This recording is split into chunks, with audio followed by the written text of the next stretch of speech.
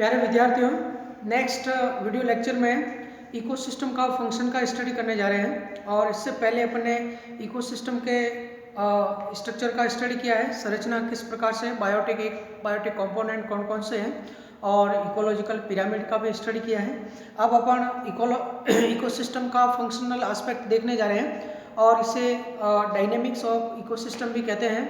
तो यहाँ पे 4-5 जो टॉपिक्स है इस पे अपन डिस्कस करेंगे, जिसमें सबसे पहला है प्रोडक्टिविटी, यानी कि एक पारिस्थितिकी तंत्र का उत्पादकता क्या होती है, रेट ऑफ प्रोडक्शन क्या है, किस प्रकार से ऑर्गेनिक मैटर का एक्यूमुलेशन होता है और वो प्रोड्यूसर से वाया कंज्यूमर तक उसका कितना फूड एनर्जी का ट्रांसफ़र हो रहा है। इसके बाद में फिर सेकंड जो है जिसमें फूड चेन के बारे में डिस्कस करेंगे, खाद्य श्रृंखलाएँ क्या होती है और कितने प्रकार की होती है।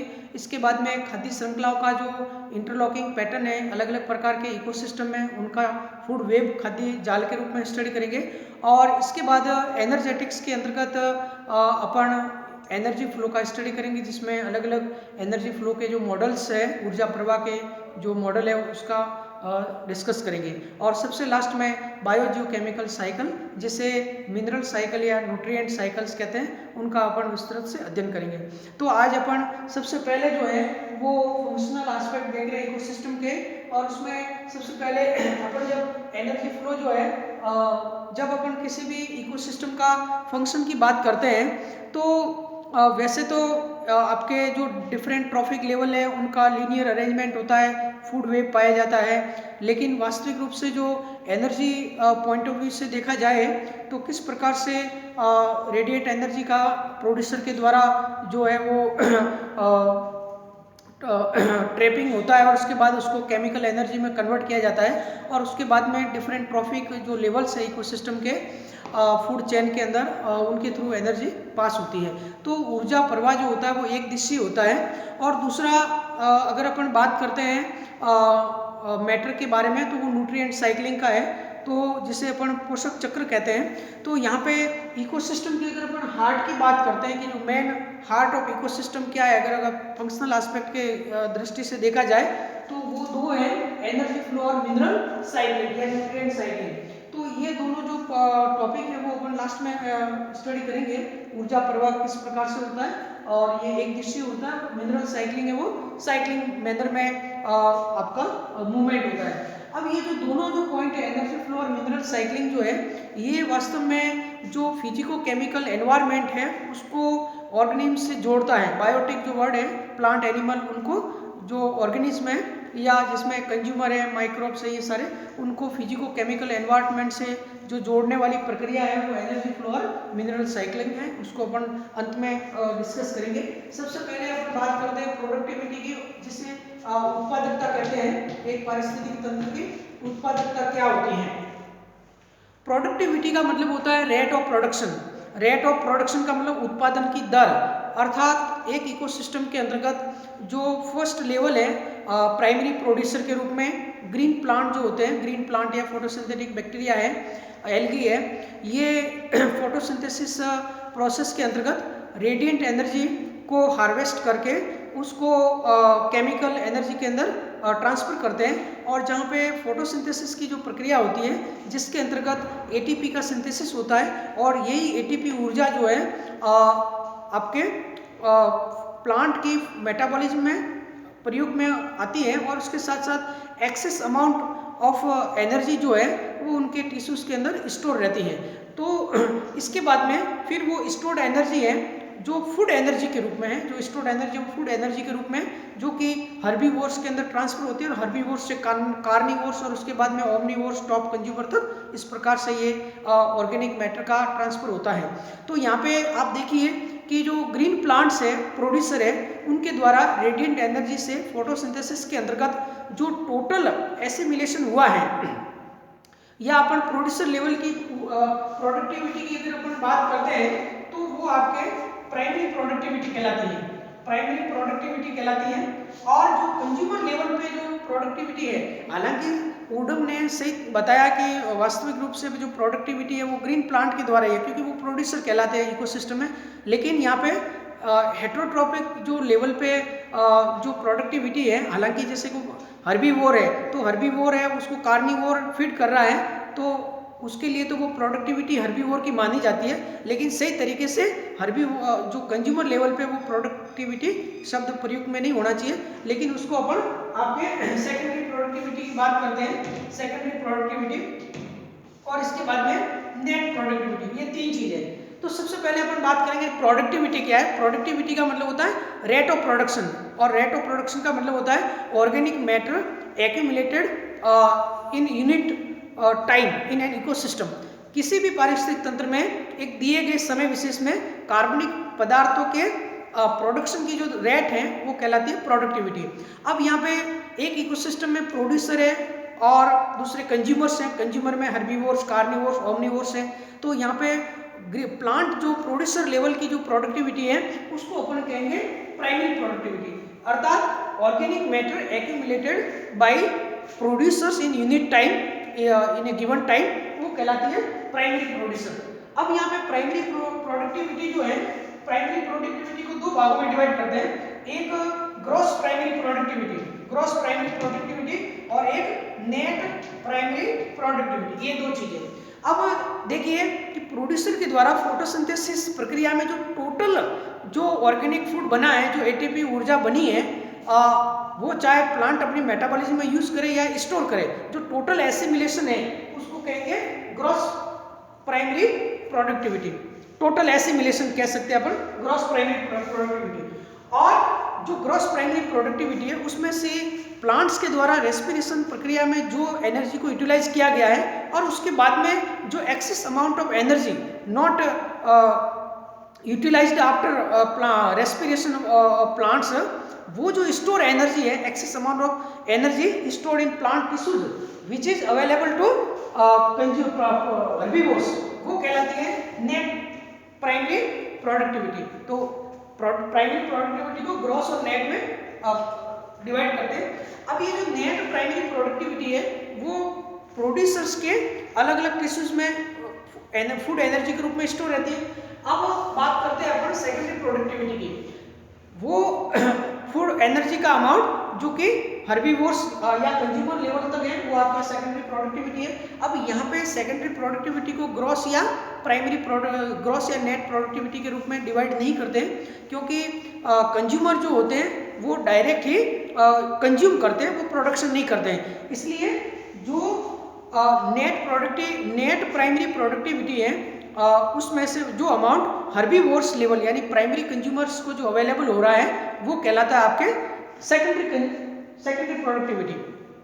अब हर्बीवोर ने अपनी रेस्पिरेटरी प्रोसेस में जितनी एनर्जी को यूज किया, उसके बाद में जो एनर्जी एक्सेस अमाउंट के रूप में उनके बॉडी में बची है और जो कि नेक्स्ट ट्रॉपिक लेवल को या कार्निवोर को अवेलेबल होगी, वो कहलाएगी आपके नेट प्रोडक्टिविटी। तो यहाँ पे आप ये भी कह सकते हो कि net primary productivity minus secondary productivity. Net primary productivity यानी वो स्टोर्ड एनर्जी जो हर्बीवोर को अवेलेबल हो रहा है, उसमें से हर्बीवोर्स की जो ऊर्जा है वो अपन सेकेंडरी प्रोडक्टिविटी के रूप में मानते हैं। तो नेट प्राइमरी प्रोडक्टिविटी में से सेकेंडरी प्रोडक्टिविटी को माइनस करेंगे तो वो आएगा नेट प्राइमरी प्रोडक्टिविटी।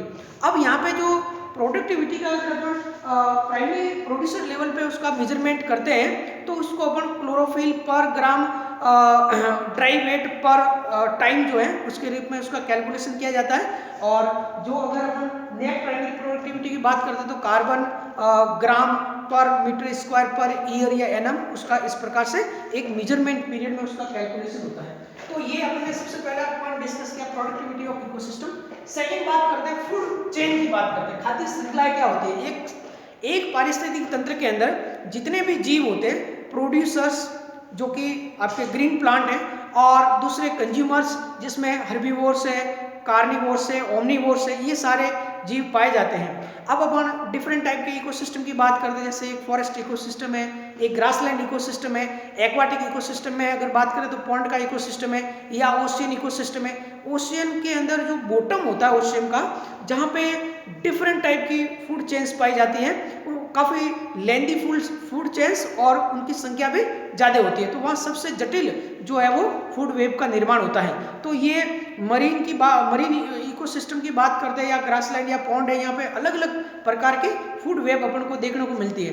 एक जहाँ पे एचुरी होती है या जहाँ पे आपके स्वैम्प एरिया है, जहाँ पे मैंग्रोव वेजिटेशन वगैरह पाई जाती है, और या फिर अगर अपन टेम्परेट फॉरेस्ट की बात करते हैं, टेम्परेट फॉरेस्ट में जहाँ पे लीफ फॉलिंग एक साथ होता है डेसिडियस फॉरेस्ट में, तो वहाँ पे भी जो फ्रेशली फॉलन जो ऑर्गेनिक मैटर है जिसे अपन डेट्रिटस कहते हैं, तो इस डेट्रिटस वहाँ पे भी एक फूड चेन वर्क करती है। या फिर एक मैंग्रोव वेजिटेशन है जहाँ से लीफ फॉलिंग हो रहा है और वो लीफ जो है उसका जो ऑर्गेनिक मैटर एक्यूमुलेट हो रहा है वहाँ पे जो मड है वहाँ पे आसपास, तो वहाँ पे भी एक दूसरी फूड चेन काम करती है। तो यहाँ पे अगर अपन एक फॉरेस्ट फ्लोर के अंदर जो ऑर्गेनिक मैटर है, डेड ऑर्गेनिक मैटर, वहाँ पे फूड चेन की बात करें, या फिर मैंग्रोव वेजिटेशन से जो फूड चेन स्टार्ट हो रही है, ये दोनों फूड चेन आपके डेट्रीवोरस फूड चेन कहलाती है, डेट्रिटस फूड चेन, क्योंकि ये मृत कार्बनिक पदार्थों से शुरू होती है। दूसरी प्रकार की जो खाद्य श्रृंखला है, जब अपन ग्रासलैंड इकोसिस्टम की बात करते हैं या फिर पॉन्ड की बात करते हैं, जहाँ पे जो मेन जो एनर्जी का सोर्स है वो प्रोड्यूसर्स है, यानी कि ग्रीन प्लांट्स है या एल्गी है, और जो कि रेडिएंट एनर्जी जो है वो मेन जो एनर्जी का इनफ्लक्स है वो रेडिएंट एनर्जी के रूप में होता है, जो फोटोसिंथेसिस प्रोसेस के अंदर उसको स्टोर्ड एनर्जी के रूप में एटीपी के रूप में सिंथेसिस किया जाता है, और उसको फीडिंग करने वाले जो दूसरे जो जीव हैं वो एनर्जी ट्रांसफर होती है डिफरेंट ट्रॉफिक लेवल के थ्रू। तो यहाँ पे सारे जो जीव हैं, इन जीवों के बीच में जो फूड एनर्जी का ट्रांसफर हो रहा है देखिए, और ये सभी इन जीवों के बीच में एक ऑब्लिगेटरी रिलेशनशिप पाया जाता है, यानी कि उनका इंटरलॉकिंग पैटर्न के रूप में या एक दूसरे के साथ लिंक होना बहुत ही जरूरी है। तो एक खाद्य श्रृंखला में सबसे इंपॉर्टेंट है कि यहाँ पे फूड एनर्जी है वो एक इकोसिस्टम के डिफरेंट ट्रॉफिक लेवल के थ्रू फूड एनर्जी है वो पास हो रही है, जिसके अंदर जीव जो है जिसमें ईटन एंड बीइंग ईटिंग, यानी कि खाना और दूसरों के द्वारा खाए जाने की प्रोसेस चल रही है, जिसे अपन खाद्य श्रृंखलाएं कहते हैं। और खाद्य श्रृंखलाएं दो प्रकार की होती है, एक ग्रेजिंग फूड चेन होता है जिसे अपन चारण खाद्य श्रृंखला कहते हैं हिंदी में। ये खाद्य श्रृंखला प्रोड्यूसर से स्टार्ट होती है, और यहाँ पे मेन जो एनर्जी फ्लक्स है वो सोलर एनर्जी होती है, और धीरे धीरे ये आपके हर्बीवोर्स से कार्निवोर्स और ओमनिवोर्स टॉप कंज्यूमर तक ये कल्बिनेट होती है। इसके बाद में जैसे कि अपन ग्रासलैंड इकोसिस्टम की बात करते हैं ग्रेजिंग फूड चेन में, या पॉन्ड इकोसिस्टम की बात करते हैं। इसी प्रकार दूसरा डेट्रिटस फूड चेन है, जो कि डेड ऑर्गेनिक मटेरियल से स्टार्ट होता है और माइक्रोबियल एक्शन से स्टार्ट होता है, फंजाई, बैक्टीरिया, एल्गी, और उसके बाद में उसको फीडिंग करने वाले दूसरे प्रकार के जो मॉलस्क है, अलग अलग प्रकार के जो आपके जीव है, स्नेल्स है, जो भी अर्थवर्म है, इनके बाद में फिर उसके स्मॉल फिश है, दूसरे जीव इंसेक्ट है, और लार्ज फिश है या बर्ड्स तक ये पूरी समाप्त होती है। तो ये जो डेट्रिटस फूड चेन कहलाती है, जिसमें हमने आपको मैंग्रोव वेजिटेशन का उदाहरण दिया है, और दूसरा एक टेम्परेट डेसिडियस फॉरेस्ट का फ्लोर जो है जहाँ पे ऑर्गेनिक मैटर एक्यूमुलेट हो रहा है, वो दो उदाहरण है, उसको आप एक्सप्लेन करके समझाएंगे।